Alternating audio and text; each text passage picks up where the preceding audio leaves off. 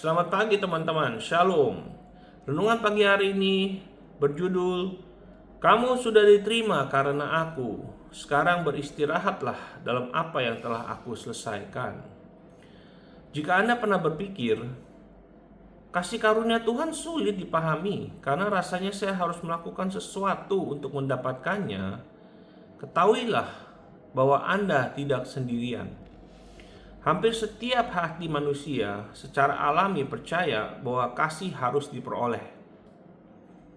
Kita tumbuh dengan belajar bahwa penghargaan datang setelah prestasi, penerimaan datang setelah pencapaian, dan persetujuan datang setelah kita membuktikan diri.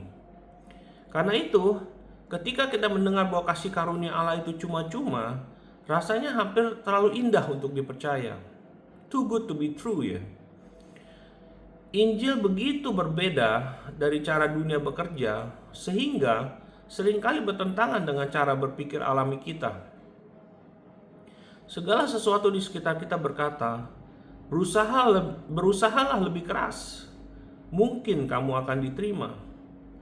Tetapi Yesus berkata, kamu sudah diterima karena aku. Sekarang beristirahatlah dalam apa yang telah aku selesaikan.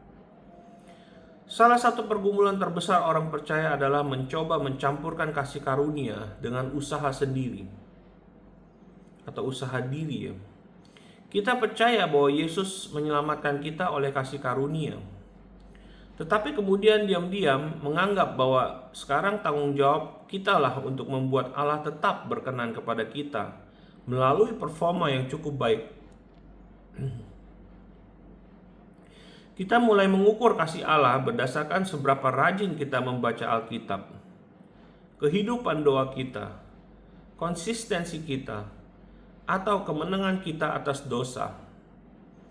Lama-kelamaan kita menjadi lelah, karena tanpa sadar kita telah menjadikan diri kita sendiri sebagai dasar hubungan kita dengan Allah, bukan Yesus.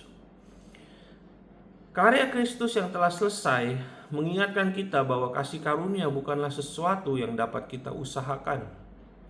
Jika Anda bisa memperolehnya dengan usaha, maka itu bukan lagi kasih karunia. Kasih karunia adalah kemurahan Allah yang diberikan tanpa kita layak menerimanya, semata-mata karena Yesus. Salib telah menyelesaikan untuk selama-lamanya pertanyaan, apakah Allah menginginkan Anda atau tidak? Dia tidak menunggu sampai Anda menjadi layak sebelum mengutus anaknya. Dia datang ketika Anda sama sekali tidak berdaya untuk menyelamatkan diri sendiri.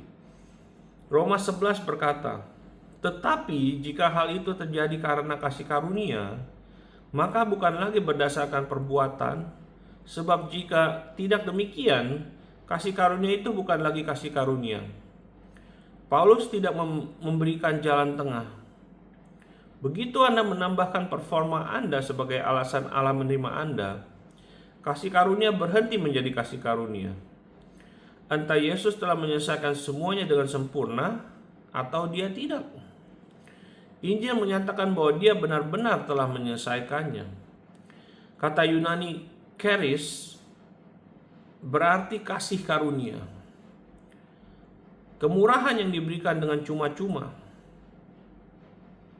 Dan kebaikan yang tidak layak diterima.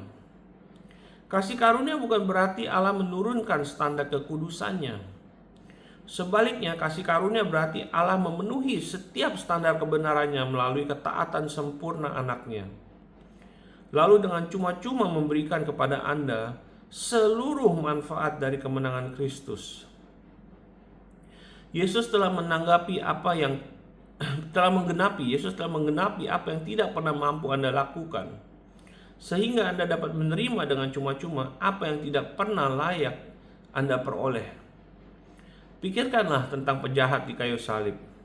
Ia tidak memiliki kesempatan untuk menjalani hidup yang lebih baik, mengganti kerugian, atau pergi ke gereja, dibaptis, atau membuktikan ketulusannya melalui bertahun-tahun kehidupan yang setia.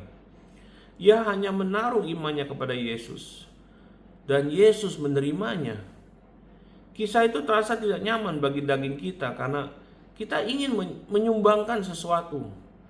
Namun justru disitulah keindahannya, karena kisah itu membesarkan kecukupan Kristus.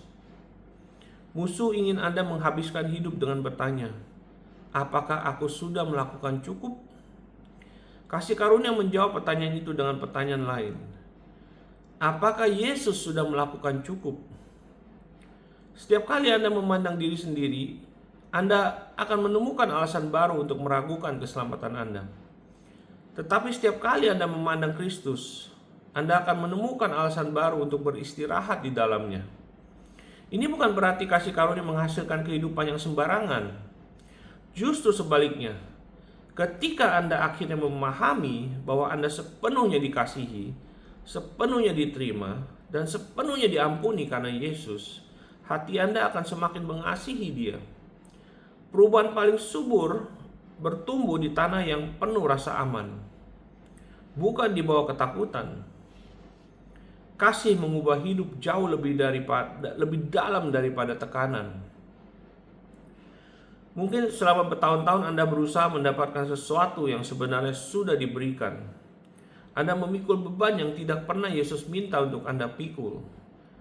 Anda berjuang mencari penerimaan yang sebenarnya telah dijamin melalui darahnya. Bagaimana jika hari ini Anda memilih untuk beristirahat? Bagaimana jika Anda percaya bahwa Bapa berkenan kepada Anda karena Anda ada di dalam Kristus? Bagaimana jika Anda berhenti berusaha menjadi layak untuk menerima apa yang telah Yesus beli dengan cuma-cuma melalui pengorbanannya?